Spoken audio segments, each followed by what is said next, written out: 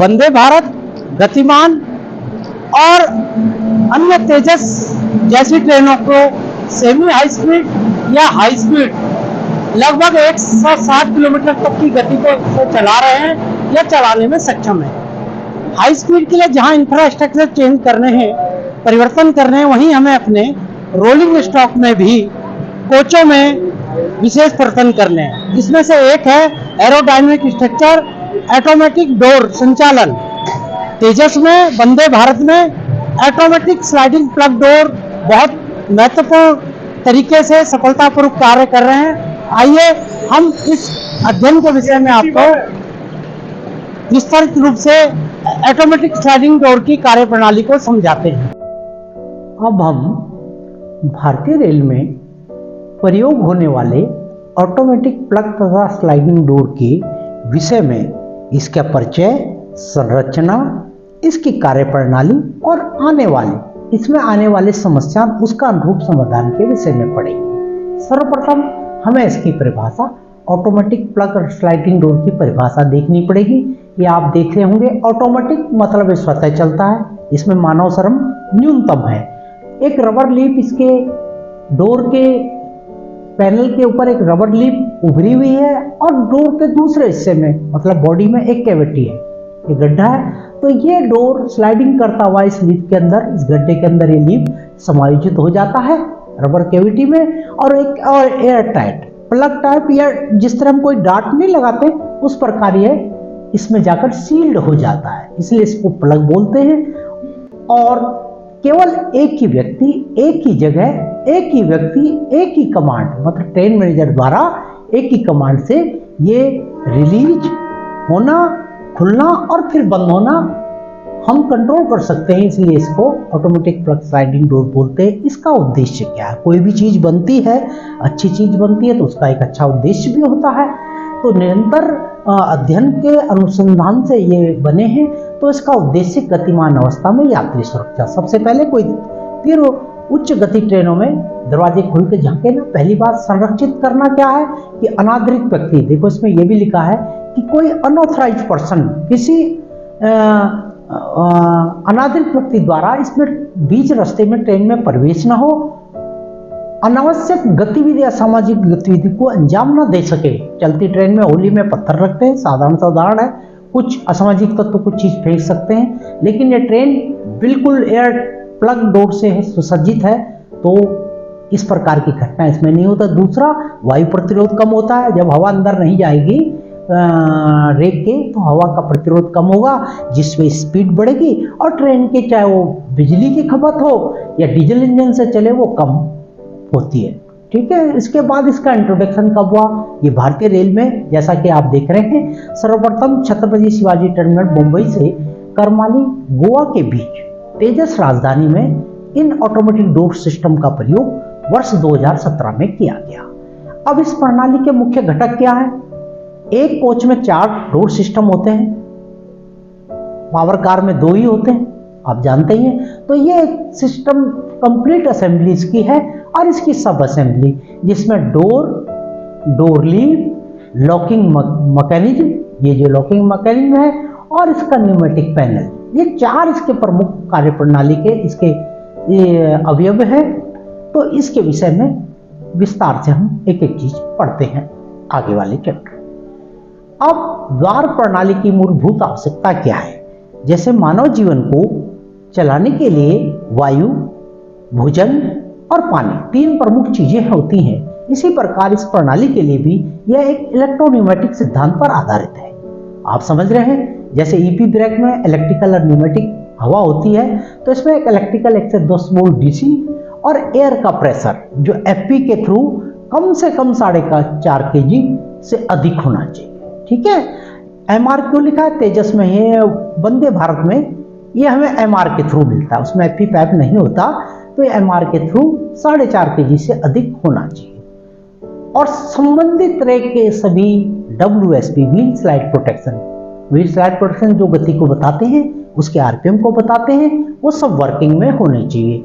ये आगे वाले चित्र में मैं आपको इसको चित्र से, पिक्चर के हिसाब से बताता हूँ। ये गार्ड पैनल है, गार्ड पैनल के थ्रू आप देख रहे हैं ये ट्रेन लाइंस सिग्नल की जो सप्लाई है वो गार्ड के थ्रू होती है। पहली बात, स्पीड सिग्नल जो मैंने कहा WSP के थ्रू मिलते हैं, और डोर कंट्रोल यूनिट की पावर सप्लाई। अब आपको यहाँ एक समझने की चीज है कि किसी कोच के चारों डोर के लिए जो खोलना, बंद करना और रिलीज करना सिग्नल गार्ड पैनल से आएंगे, लेकिन जो पावर सप्लाई होगी वो प्रत्येक कोच की उसमें स्थित पावर पैनल के जंक्शन बॉक्स। जंक्शन क्या होता है? ये 3 या 3 से अधिक ट्रेन यदि किसी स्टेशन पर आती है और फिर आगे को निकलती हैं तो जंक्शन है। तो इस प्रकार इस पर भी WSP, guard signal, power signal 3 supply आती है। और उसके बाद कैन बस के थ्रू, कैन बस क्या है? कैन बस क्या, अब आगे इसकी टोपोलॉजी आप कैन बस एक प्रकार का टोपोलॉजी है कि किसी भी चीज को इलेक्ट्रिकली नोड्स के थ्रू यदि हम व्यवस्थित करें और उसको फिर आगे इस प्रकार निर्देशित करें, उसको सूचनाओं को प्राप्त करना एक नेटवर्किंग प्रोग्राम है। कैन बस क्या है? एक नेटवर्किंग प्रोग्राम। इसमें आपको दिखाया है कि DCU के बीच सभी मूलभूत सिग्नल ट्रांसफार्मर का क्या करता है। तो कैन बस एक नेटवर्किंग करता है कि तीनों सिग्नल आ जाएं, फिर ये आगे की कार्रवाई को सुनिश्चित करता है। और इस प्रणाली को हेल्दी बनने के लिए कैन बस के थ्रू हमें सारी नेटवर्किंग करनी पड़ती है। इस प्रकार आपने जंक्शन बॉक्स जो कि प्रत्येक कोच की चारों डोर को, डोर कंट्रोल यूनिट को कमांड करता है, पावर देता है, और इसका किस प्रकार वर्किंग है, ट्रेन लाइन्स क्या करती हैं, स्पीड सिग्नल कहाँ से आते हैं, पावर सप्लाई प्रत्येक कोच के अपने पावर पैनल से होती है। और कैन बस जो है एक नेटवर्किंग है जो सभी सूचनाओं को लेकर उसके अनुरूप कार्रवाई आगे को प्रदान करता है, नेटवर्किंग करता है। अब इसका कनेक्शन कैसे है, हमें कनेक्शन भी समझना है कि हमने ये तो समझ लिया कि गार्ड के थ्रू पहली पावर कार से last power, rear power car जहां वो गार्ड ट्रेन मैनेजर बैठे होते हैं, किस प्रकार कनेक्शन आता है, इसको हम समझे। ये एक जंपर और सॉकेट, ये ट्रेन का एक्चुअल पिक्चर है। इसमें इस प्रकार ये सॉकेट से कोच के दोनों एंड रैक फॉर्मेशन, इसको और बढ़िया समझने के लिए मैंने इस प्रकार का एक पिक्चर तैयार की है। ये लोको है। तेजस रैक में आप जानते हैं किसी भी राजधानी में एंड पर 2 पावर कार और बीच में बहुत सारे कोच होते हैं। तो पावर कार का इस ऑटोमेटिक डोर कनेक्शन से तेजस में नहीं होता। वंदे भारत में DTC जो होती है, जहां पर ड्राइवर ट्रेलिंग कोच होता है, वहां पर इसका कनेक्शन इधर से घूमकर आता है। तो इस पावर कार के ये गार्ड पैनल, ये प्रत्येक कोच के दोनों सिरों पर इस प्रकार है जो है electrical connection node signal transfer होते हुए लास्ट जनरेटर कार तक आ गए। उसके बाद ये लूप बंद होते हैं और फिर गार्ड पैनल तक इसका सिग्नल का प्रत्येक गार्ड के पहली पावर कार से अंतिम पावर कार तक इस प्रकार की व्यवस्था इन कनेक्टर सॉकेट इसके माध्यम से होती है। साधारण सा जैसे IV कपलर है, IV कपलर भी जो SNT के हैं, या यूं समझिए आपकी जो मैकेनिकल में आपके FP-BP जो प्रत्येक पावर कार लोको से होते हुए अंत तक जाते हैं और अंत में ये जो फिर बंद हो जाता है। तो यहाँ भी ये पैनल बंद होकर पूरा सर्किट तैयार कर लेते हैं। अब इसकी विशेषता क्या होता है, इस सिस्टम की क्या विशेषता है? तो सबसे पहले कि ये परिचालन गति 200 किलोमीटर प्रति घंटे की गति तक, मतलब हाई स्पीड ट्रेन बनने तक ये प्रणाली काम करती रहेगी। Automatic plug and sliding. Free opening leaf दरवाजा, मतलब फ्री ओपनिंग का मतलब ये देखिए जो स्पेस है जो इसने मैक्सिमम खोलना और बंद करना, ये 800 mm का है, 800 मिलीमीटर का, ठीक है ना, 0.8 मीटर का है कह सकते हैं। इसके खुलने और बंद होने का समय भाई एक निश्चित समय अंतराल, मैंने बोला था ना कि निश्चित समय अंतराल 4 सेकंड प्लस 1, मैक्सिमम 4 से 5 सेकंड के मध्य ये 800 मिलीमीटर की फ्री ओपनिंग हो जानी चाहिए। और इतने ही समय में ये 800 मिलीमीटर की free opening maximum 5 second, 4 plus 1, 5 second में पूरी हो जानी चाहिए। प्रभावी क्लैंपिंग बल का क्या अर्थ है कि यदि कोई बीच में कोई ऑब्स्ट्रक्शन है तो साधारण अवस्था में हम 150 न्यूटन जो कि लगभग 15 किलोग्राम के बराबर होता है, पहले प्रयास में दरवाजे इसको बंद करने का इस फोर्स से प्रयास करते हैं। माना कोई ऑब्स्ट्रक्शन आ गया है, डोर के बीच में यहाँ कोई ऑब्स्ट्रक्शन है, तो इसका पहले प्रयास में वो बंद नहीं हो पाता, वो दूर नहीं हो पाता, तो दूसरा प्रयास 200 न्यूटन लगभग 20 केजी के प्रयास से ये इसको बंद करने का प्रयास करेगा, जब तक वो सिग्नल गार्ड साहब की तरफ से हैं बंद होने के, ठीक है ना। उसके बाद तीसरा और अंतिम प्रयास ये 30 केजी या 300 न्यूटन के करीब करता है, और इसके बाद यदि फिर भी ऑब्स्ट्रक्शन दूर नहीं हो पाता तो फिर यह दरवाजा तीसरे प्रयास के बाद जब ये खुल जाता है तो वो खुला हुआ रह जाता है, फिर वो प्रयास नहीं करता जब तक कि हम उसके सेकेंडरी उसका रेक्टिफिकेशन ना करते। और ये सारी प्रणाली को प्रयोग कर किसका अनुपालन करती है, हमारा एक स्टैंडर्ड है EN 14752। तो इस दरवाजों की संपूर्ण प्रणाली इसका अनुपालन करती है। आइए हम थोड़ा EN 14752 के विषय में जानिए क्या प्रणाली है, क्यों है। जैसे ISI या ISO है इंडियन स्टैंडर्ड, तो इसकी तरह यह मानक यात्रियों को ले जाने वाली ट्राम, मेट्रो, उपनगरीय, मेनलैंड, हाई स्पीड ट्रेनों में ये सभी में लागू होता है। इसको जो भी पैसेंजर व्हीकल हैं उसको इसका अनुरूप पालन करना पड़ता है कि यात्रियों के कोच में प्रवेश पर उसकी सुरक्षा, उसकी आवश्यकता पर यह लागू होता है। जो भी दरवाजे जो हाई स्पीड ट्रेनों में, मेट्रो में और पैसेंजर उसमें वो व्यवहारिक भी हो, सुरक्षित भी हो, समय अनुकूल भी हो। भाई एक निश्चित समय मिल रहा है, आपको बर्जर मिल रहे हैं, खुलने और बंद होने से पूर्व। दूसरा वो कॉनिकल ना हो, ऐसा ना हो कि कोई यात्री उतर रहा हो उसका कोई कोना उसको घातक सिद्ध हो जाए। तो यदि आपको इस तरह के संसाधनों को प्रयोग करना है, इस तरह के उसको चलाना है यात्री उसको, तो आपको इसका पालन करना ही पड़ेगा। निश्चित समय पर उतरना, सुरक्षित उतार चढ़ाव और भीड़ भरी संख्या में, जैसे भारत में हमारा यात्री घन तो काफी ज्यादा है, तो उसके लिए एक सुचारू रूप का प्रभाव को भी सुनिश्चित करें।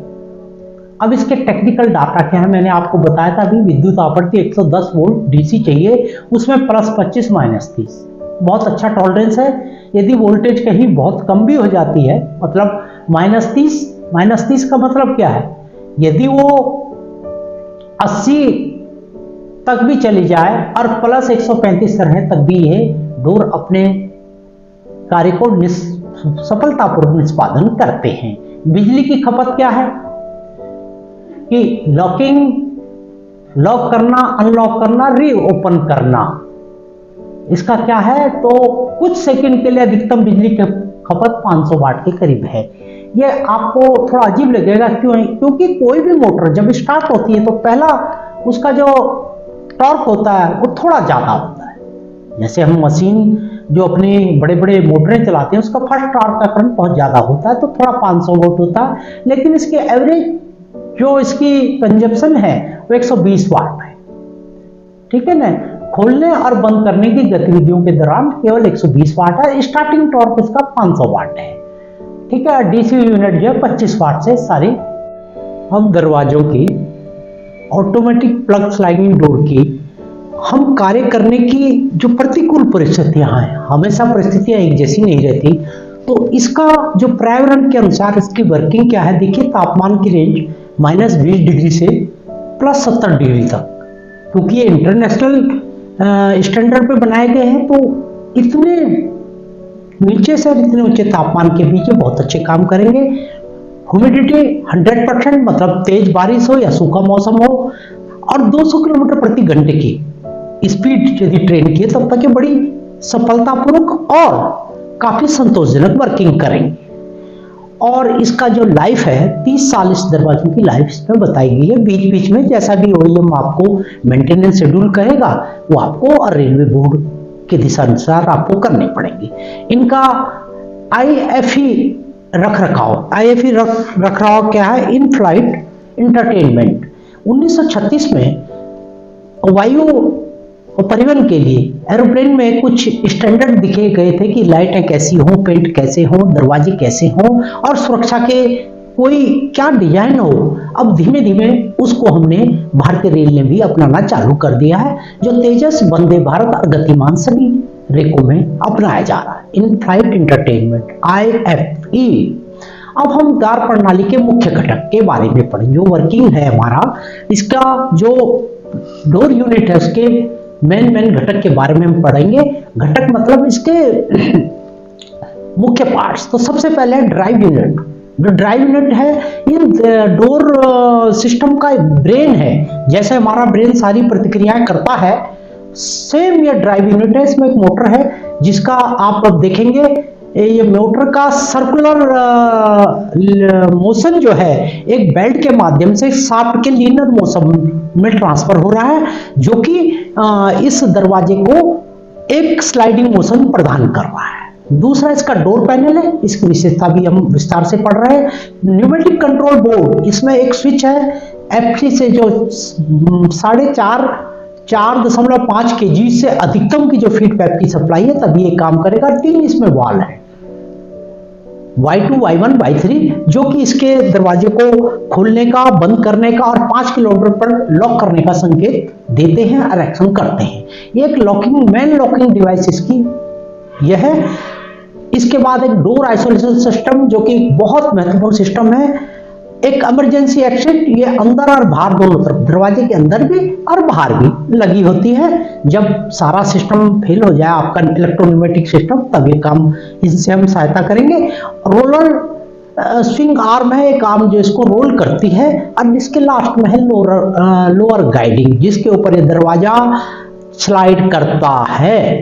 तो इसके लिए आपने इस सारी संरचना को समझा। आगे हम चलते हैं। जो डोर लीफ है, जो मेन चीज है इसकी डोर लीफ, ये एल्यूमिनियम का बना हुआ 42 mm मोटा एक सैंडविच टाइप का है। जैसे ब्रेड में कुछ आलू वगैरह भर के सैंडविच बनाते हैं, उसी प्रकार इसके अंदर एल्यूमिनियम शीट के अंदर और 1 mm मोटी शीट से ढका हुआ है।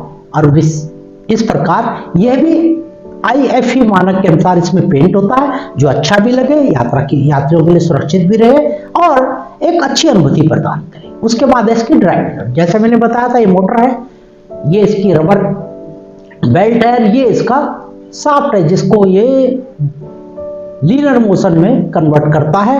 ये इसका मटेरियल है, ये इसके अलग अलग पार्ट है।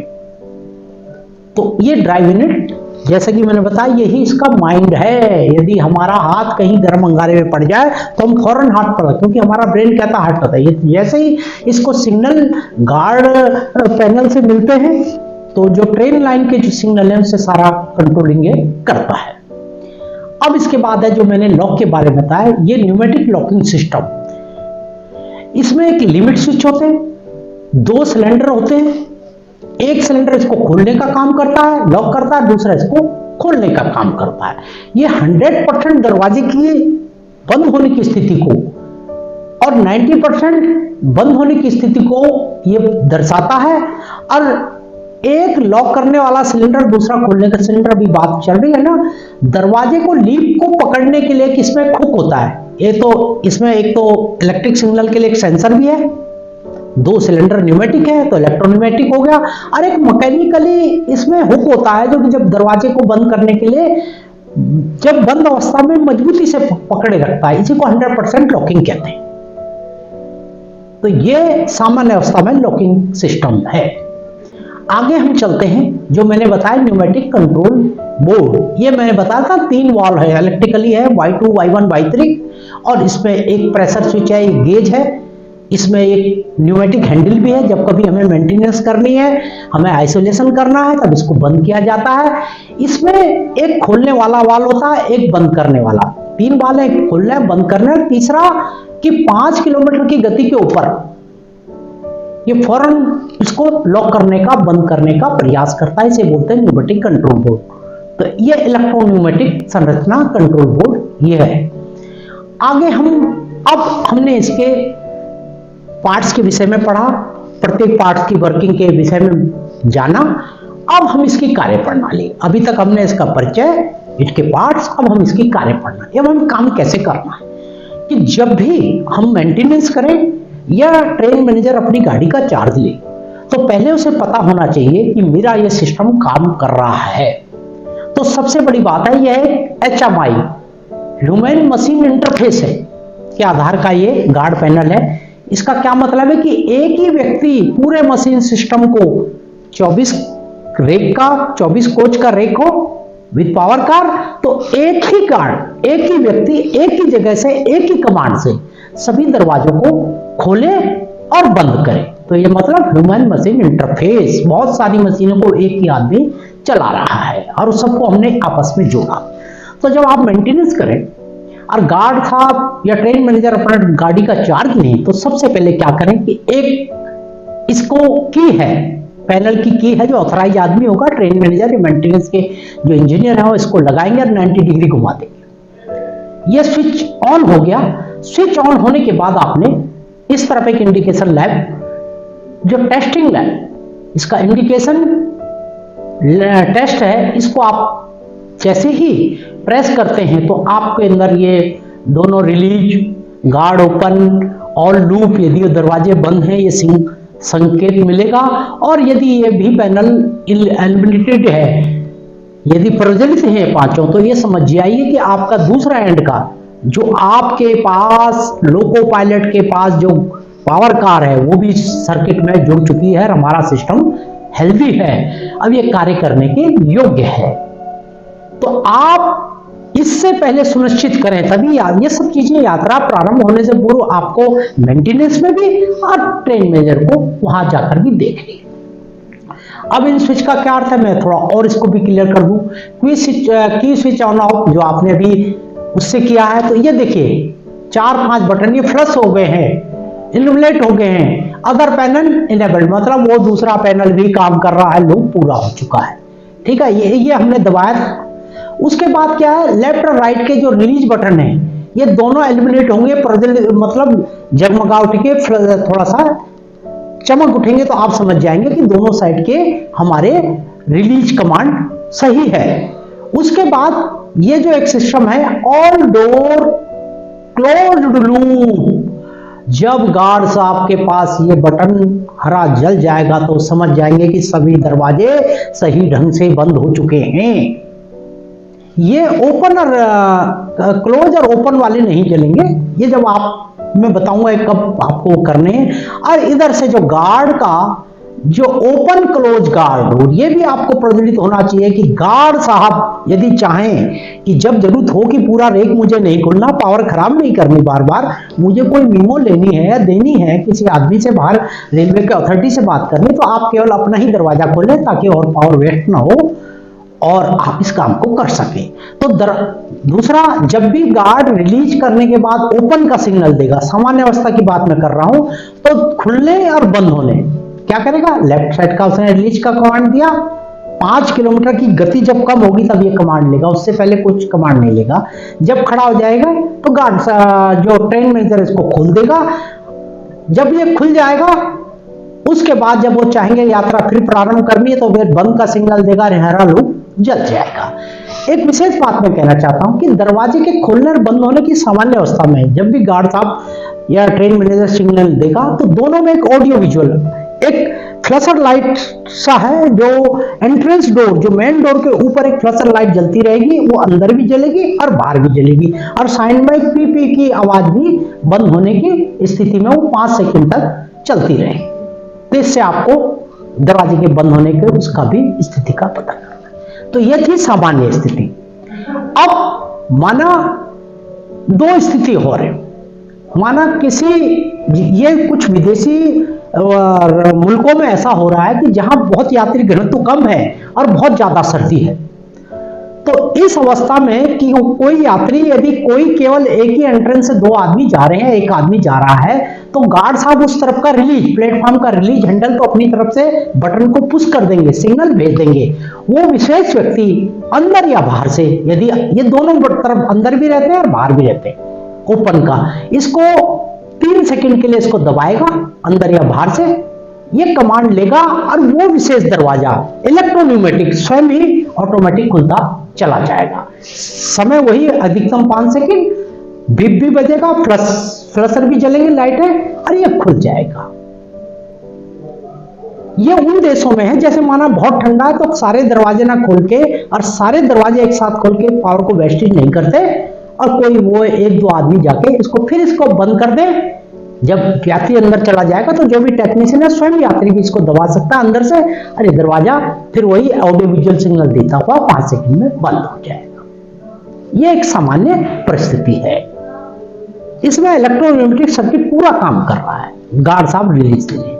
लेकिन कभी ऐसी व्यवस्था आ जाए, अब दूसरी व्यवस्था है डोर इमरजेंसी आपातकालीन विकास, कि जब इलेक्ट्रोन्यूमेटिक सिग्नल फेल हो जाए, किसी कारणवश कार्य न करे, तो फिर यह भी एक व्यवस्था है कि प्रत्येक दरवाजे के अंदर और बाहर हर डोर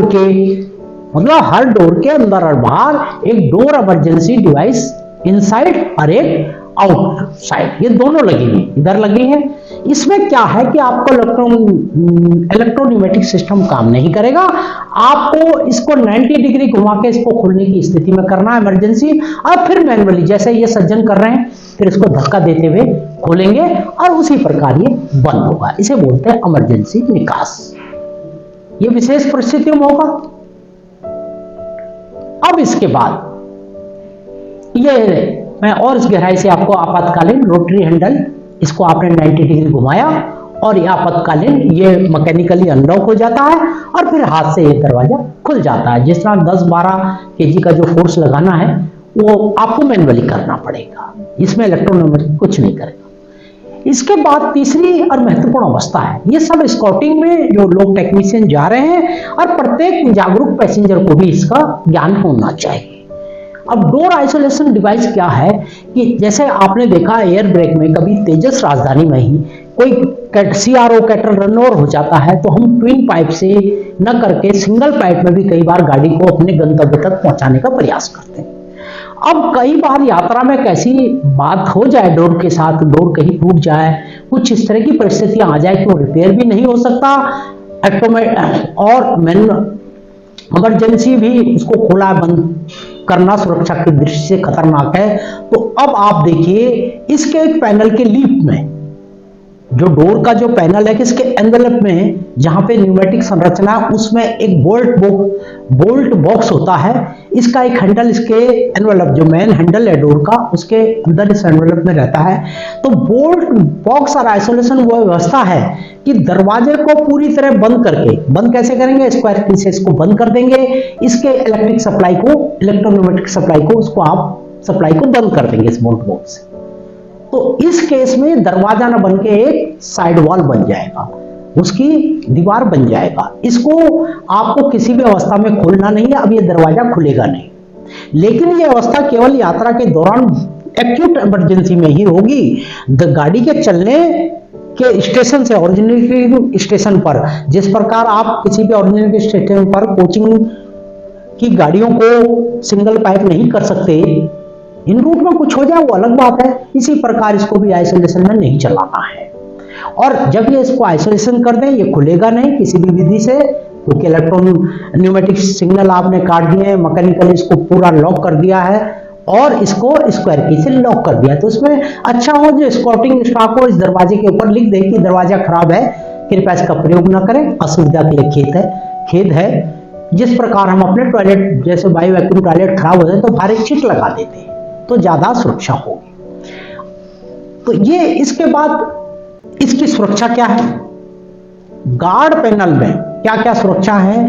एक है स्पीड डिपेंडेंट फंक्शन। इसमें बहुत अच्छी बात है कि यदि किसी कारणवश, देखिए भूल सबसे हो सकती है, माना किसी कारणवश ट्रेन मैनेजर से या किसी कारणवश दरवाजे की क्लोज कमांड ना दे पाए और लोको मूवमेंट कर जाए।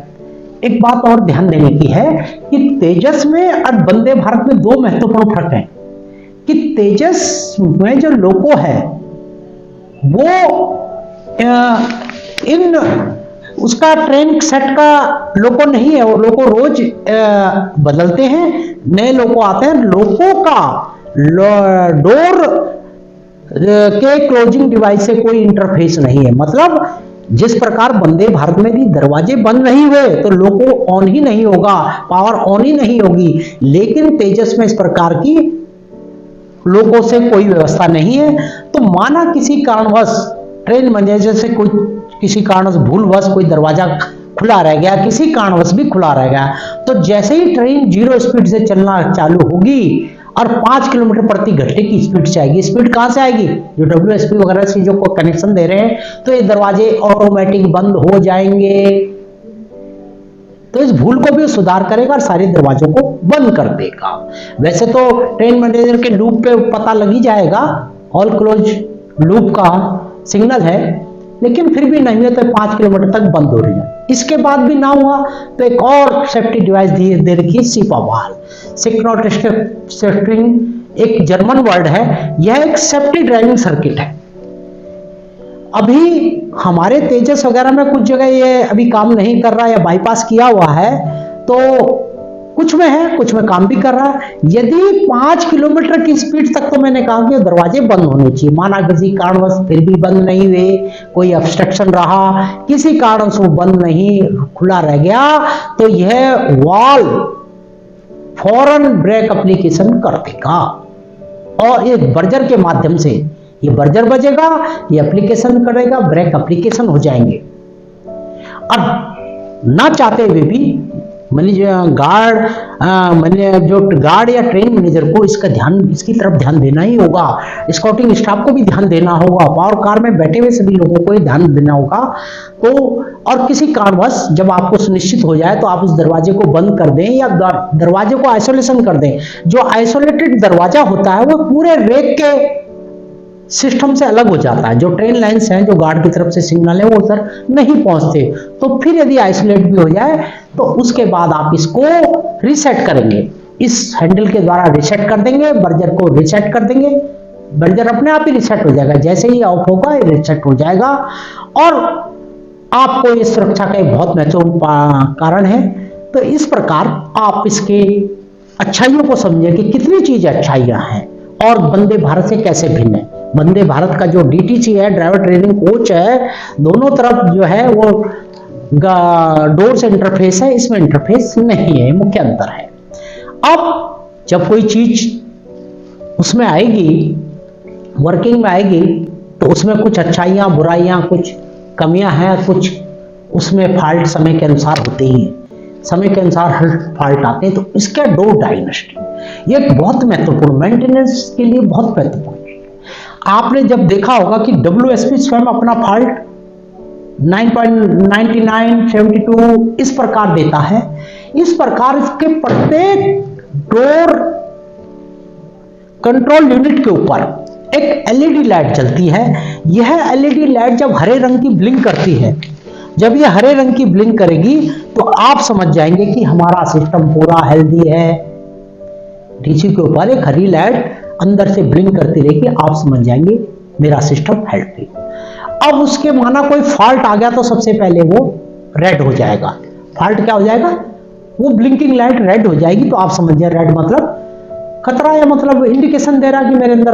अब इसमें कोई लिखित में नहीं आएगा, इसमें फ्लैश कोड आते हैं कि 1 नंबर है तो ये वाला फॉल्ट है, आपको प्रायोरिटी पे देखना है, कस्टमर का ये फॉल्ट है, इंटरनल डायग्नोस्टिक है। तो ये हर OEM ने अपने बर्जर या फ्लश कोड, एक होगा लाल रंग का, लाल रंग के उसमें 1 होगा या 2 होगा या 3 होंगे या 4 होंगे, 5 ये फॉल्ट है, वो इलेक्ट्रिकल के हैं, न्यूमेटिकल है, ये किस तरह के फॉल्ट है, लिमिट स्विच के हैं, ये फॉल्ट का सामने आपके नाम लिखा है, ये कस्टमर का कोड है, ये इंटरनल डायग्नोस्टिक कोड है, और उसका ऑपरेशन, उसका किस तरह का आपको रेक्टिफिकेशन करना है, ये सूची इसमें दी हुई। तो ये सूची जिसका जैसे नोर का है तो नोर का ये फॉल्ट कोड ये है, उदाहरण के लिए मैंने आपको बताया है। और जिस भी कंपनी का जो OEM और रेलवे बोर्ड के दिशा निर्देश होंगे वो आपको पालन करते हुए उनके कोड को समझना है, ग्रीन लाइट कब होगी, लाल कब होगी, ये सब समझना है। तो इसके OEM और रखरखाव को जो हम OEM ने जो ओरिजिनल इक्विपमेंट मैन्युफैक्चरर है और रेलवे बोर्ड के दिशा निर्देश जो इसके शेड्यूल है, जैसे उदाहरण के तौर पर कि 6 महीने में आपको इसकी ग्रीसिंग करनी है। ग्रीसिंग का जो डोर कंट्रोल यूनिट का जो लीनियर मोशन देता हुआ जो शाफ्ट है और जो मोटर की गियर है, उसको जैसे उदाहरण के तौर पे 6 महीने में आपको एक विशेष प्रकार के मॉलिक्लाइन ग्रीस से इसको ग्रीसिंग करनी है। बाकी इसके दिशा निर्देश जो आपको समय समय पर पालन करने हैं, और मुझे उम्मीद है कि अब आप इस गहन अध्ययन को पढ़ते हुए समझते हुए अपने डेली मेंटेनेंस में, अपने स्काउटिंग में और रखरखाव में इस जानकारी का भरपूर फायदा लेंगे। धन्यवाद। आपने automatic slide and plug door जो कि तेजस में, वंदे भारत में और अन्य गतिमान ट्रेनों में अपना महत्वपूर्ण योगदान दे रहे हैं, जिससे यात्रा की सुरक्षा, संरक्षा और ट्रेन को उच्च गति प्राप्त हो रही है। यदि आप इसके विषय में उचित मेंटेनेंस, उचित परिचालन करेंगे तो यह रेल सेवा के लिए और हाई स्पीड ट्रेनों का सपना बहुत जल्दी साकार होगा और मूर्त रूप लेगा। धन्यवाद।